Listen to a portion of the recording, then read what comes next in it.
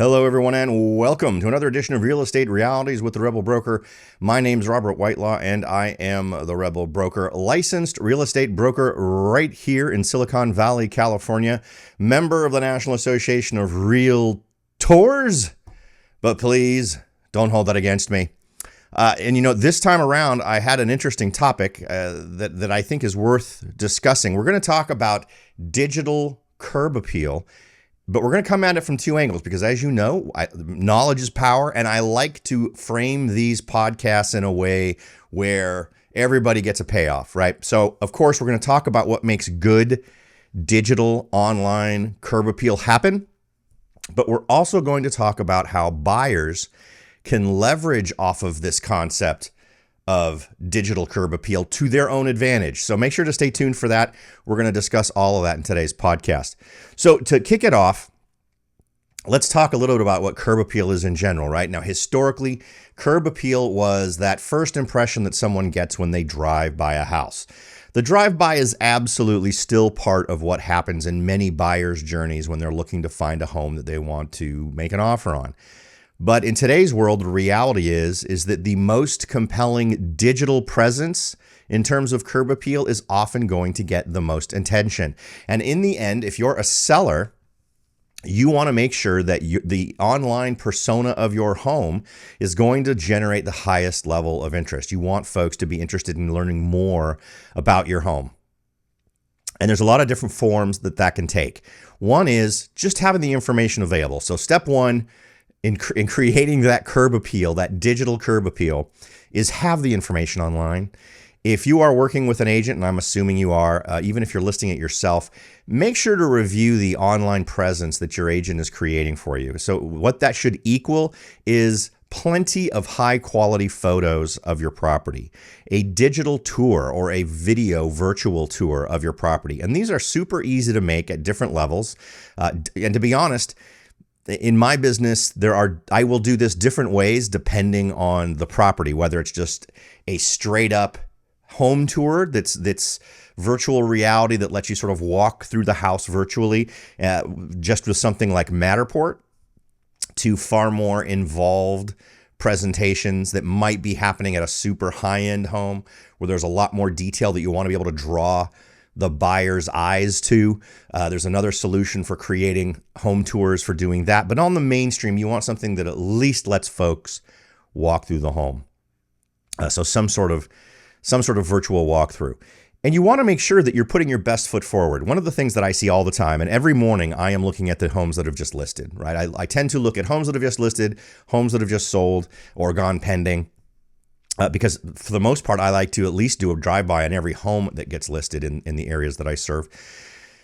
But you'd be amazed at how that initial image, the image that you see as the intro image when you're looking at a listing, how often that is it almost seems like a randomly selected photo. Sometimes it'll be the front of the home, which is probably the most common, but every once in a while it will be something else. And what's interesting is that can make sense if your agent or you are focusing on one of the most outstanding features of your property. But more often than not, it's going to leave buyers wondering why you don't have a photo of the front of the house as your poster image, as that first image that shows up. And I actually get more questions about that from buyers who are looking for a home than many other questions that you might assume would come before that. But the initial bar for creating that online digital presence for that amazing curb appeal online so that you get folks to move to the next step, which is going and physically looking at where that house is, has got to be having everything that a buyer might want to see, answering all of the fundamental questions that a buyer is going to have. So we've talked about some of the visual media. We've talked about some of the video media. We've talked about the virtual presentation.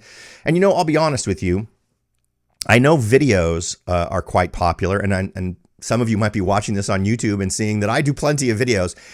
But in terms of creating compelling content that gets buyers looking at your property, I've reviewed the stats, and videos don't tend to do it. Some of them are very nice if they're included in other content. If you have a detail page online for your home, or as part of the listing, you have a great drone video of the property. if that makes sense. Does that make sense for a standard 7,000 square foot lot in downtown San Jose? Probably not. Does it matter for a 2-acre home in Morgan Hill or Gilroy? Yeah, it probably does. So it's got to be about what you are showing off for this home. A digital photo of a digital drone photo, or maybe even a little video of that home that's in downtown San Jose might make sense, but making it a centerpiece probably doesn't, right? Because that's not what you're selling. Unless you're selling maybe extreme proximity to some great stuff, maybe an amazing park, maybe an easy commute, and where you can see that the home is in the foreground and that on-ramp is in the background somewhere, great. But make sure that everything that is being presented to buyers has a point. And the next thing I'm going to say, which is going to annoy all my listeners that are real estate agents and make sense probably to folks that are buyers and sellers, is if the purpose of this piece of marketing, and every photo, every word, every video is a piece of marketing, if the star of that marketing isn't the home, but rather the agent, maybe consider redoing it so the star is the home. I get it that we have a lot of agents that really want to put themselves into that video and be the person at the front end of the video, welcome you to this property. I have news for you, agents. Nobody cares. I realize you care, and I realize it's an opportunity for you to market yourself, but I'm going to strongly suggest for my listeners who are real estate agents that you need to have a strong separation between marketing that you're doing that is designed to market you and marketing that is designed to focus on the property. You need to make the star of the show needs to be the house all the time. Don't put yourself in the limelight instead of the house or what the house has to offer. Okay. Next. So you're a buyer and you've been able to see this. The thing is that the agents who do this the best are going to be the ones who draw the most eyeballs. For all my sellers out there, what we've just talked about is what you need to look for. And you need to put on your buyer's hat for a second. You need to look at listings in your home or in your area. Let's use Morgan Hill as an example. Let's say you're looking at all the homes that have the same number of bedrooms and baths as yours that are located in Morgan Hill. And you see that there are a dozen other homes that compete with your home.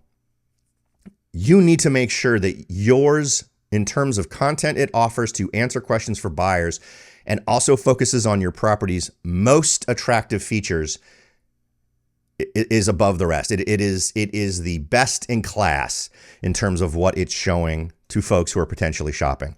Because the goal with all of this is to get people into your house. You need to get folks into your property to love it and want to buy it. So that's the goal. The entire mission here isn't even really to sell your house. It's to get as many eyeballs on it as possible so that as many people as possible want to see it, because that's not what's actually going to sell the house. This is a valuable step, an important step that shouldn't be overlooked because you want to generate the traffic, but it's going to be the traffic that's going to get your home sold, right? So you're contributing to generating that traffic with amazing digital curb appeal. Okay.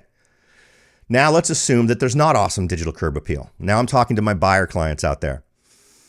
This is an opportunity for you. The reality is that there are an awful lot of properties out there that just get thrown onto the MLS with the assumption that just putting on the MLS is enough. If we wanted to talk more about curb appeal, we could also talk about listing aggregation, right? So that your listing ends up not just on the MLS, but also in Redfin, Zillow, Trulia, and dozens of other sites. There are tons of others. And believe it or not all of that happens automatically. Now, the top 5 sites, will your home end up on those sites automatically? Yes, they absolutely will. But again, there are at least a dozen other sites that they may not go onto, because in order for that to happen, your agent has to have done some paperwork and signed up for some other things, and in some cases paid a little extra money so that your listing will get aggregated onto those sites. Is it absolutely critical that happen?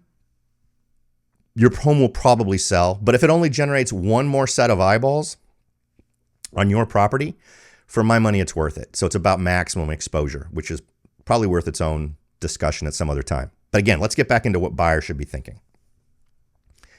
For those homes that have excellent digital curb appeal, you're going to be in the same path as tons of other buyers who are likely going to be interested in that property. And should you ignore that property? Absolutely not. If it's appealing to you, if it piques your interest because that digital curb appeal is so good, go check it out.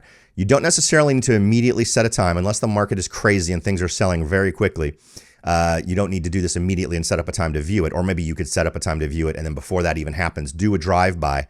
And by drive-by, I don't mean just drive-by. Come at that property from a few different angles. So if there are a variety of ways to get to that house or to get to the street where that house is, do it. Just drive around. Drive circles around that property. Go a few blocks out. Get a feel for the neighborhood and see how it feels to you. Are people walking their pets? Are kids out on the front lawns playing? What is the vibe? If you're someone who hates children and hates people walking their dogs, well, that's not the neighborhood for you. If you're somebody who's maybe interested in a neighborhood where people are talking to each other and hanging out in front of their homes and greeting one another, obviously that's going to communicate something else. So be sure to do that. But let's take it to the next step. Let's say you find a home that doesn't have great digital curb appeal. Right out of the bat, competition to see that home and potentially make offers on it is going to be a little bit less on those properties with lower curb appeal. Now, of course, it's going to depend on your market. If there is just no inventory out there and there's way more demand than there is inventory, some real estate agents are going to be able to get away with doing a very poor job on the digital curb appeal side of things than in other markets, right?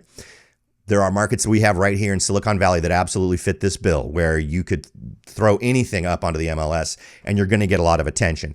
Will you still get more attention with good digital curb appeal? Yes. But that, in today's market, that simply means in some areas, instead of getting 6 offers on the home, you get 12 offers on the home, right? So absolutely, it's still a good thing. But here's the thing. So many people don't understand the difference that this extra layer or extra attention to detail how it could benefit them if it was done properly. They're going to be happy that they had 6 offers come in and that sold for 1 or 2% over asking price.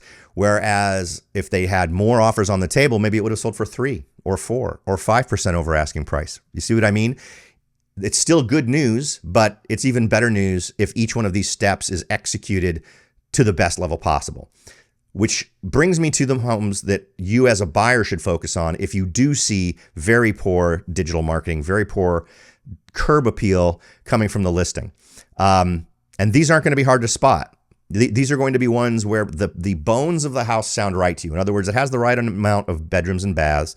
It has the right amount of square footage. But the pictures just don't do it justice. Maybe there's no virtual tour. Maybe there's no nothing in terms of really pitching the home. My suggestion is focus on those properties. You don't want to follow the I hate to use this analogy, but you don't want to follow the rat in front of you in terms of finding your way out of the maze, right? Typically the most well-walked path is not the most profitable path. If it were, everybody'd be getting great deals, right? So make sure that you don't assume that just because the quality of the marketing that's coming at you is bad, that the property isn't perfect for you, or that you might be able to, or that you can't make it perfect for you if you do see some deficiencies in the property. In the way the market is right now, in any area that I serve, and that goes all the way up to Palo Alto, all the way down to Gilroy, I have seen, Palo Alto obviously is insane, but I've seen areas where it absolutely would make sense to take a look at a property, even though its marketing is relatively poor in terms of really showing off its best characteristics. So you as a buyer, take that poor digital curb appeal as a challenge to look a little closer, because your average agent, your average buyer isn't. When it comes time, if you're using my system, you know that there's a little button you can click to favorite it or delete it or trash it and never look at it again. If you have found a home that is one of these ones that doesn't have all the photos you want and you're left not sure what was going on, if there's plenty of other listings, you may just trash it. You may say, you know what, I can tell from the pictures that this isn't for me. But if overall the problem is that the pictures just aren't very good quality, don't let that be the thing that makes you reject it. I would suggest in cases like that, if you're working closely with a real estate agent, say, hey, Robert, could you go take a look at this listing for me and tell me what you feel like is going on the inside of this property? You as the buyer, drive the neighborhood, see if it's an area that you like. If it is, get an appointment set up, or if it's vacant, have your agent set up a time for you to take a look at it so you can see if it fits for you. I think these are money-saving ideas for buyers out there. Now, again, it's going to depend on your market. There are absolutely some markets in San Jose where this is going to work. After you, as a buyer, have looked at enough listings, you're going to understand very clearly what I'm talking about in terms of good digital curb appeal versus not so good digital curb appeal. And let that work for you. Don't get frustrated at the agents for not giving you all the information you want or need in order to take it to the next step with a property. Thank them for giving you an opportunity to potentially get that house for 2, 3, 4% less than what you might have had to pay if it had been properly digitally marketed, so that you'd have all this other competition that you'd be having to worry about in terms of acquiring that particular property. Now, for my investors out there, obviously, if you're an experienced investor, you know that it's those properties like this that are being poorly managed or poorly marketed. But also, and this also is going to apply to my buyers, and this is a little bit adjacent to the whole digital curb appeal discussion. But when you find properties that are just a little bit out of spec for you, look for other things. So as an example, right? And this is what I was suggesting to people when we had the crazy multiple offer scenarios going on before. Find yourself 1 and 2 bedroom homes with 1 and 1.5 baths, but that have large lots.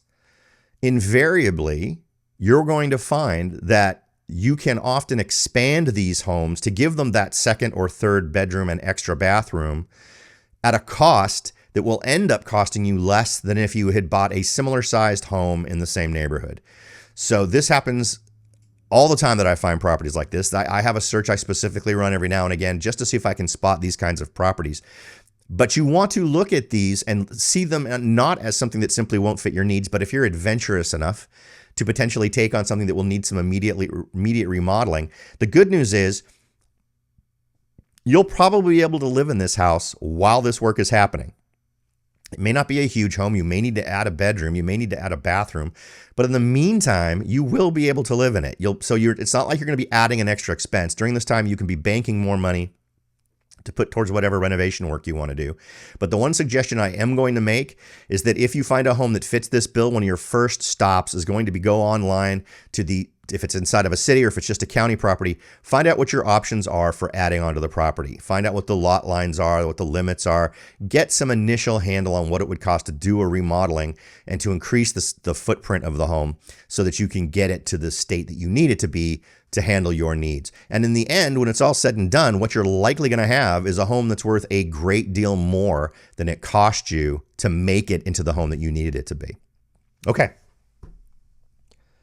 So that's it, folks. I hope that has been useful. I hope my buyers, sellers, and investors have gotten something to consider as you go through your search or as you're beginning your marketing of your home and you're reviewing what your real estate professional is doing for you. Of course, the goal is always to leave you with more knowledge on the table than I take up in your time. Absolutely hope that we've accomplished that today. Feel free to reach out to me. soldbyrobert.com is the website. Plenty of ways to get in touch. And there's great tools for buyers and sellers. If you're someone interested in just finding out the value of your home, I've got a tool right there on the front page. You just enter your address. You'll get an immediate market estimate for the value of your home. But you'll also, if you decide to subscribe to that tool, get some tons of great tools to help you figure out where you stand on your equity position and what you can do to tap that equity, et cetera. And also gives you real world numbers on projections of what would happen if you paid an extra $100 a month, $200 a month on your mortgage payments, or if you wanted to pull some equity out to accomplish different things. It gives you different options to explore those ideas. All right, folks, thanks again for listening. I'll talk to y'all next time.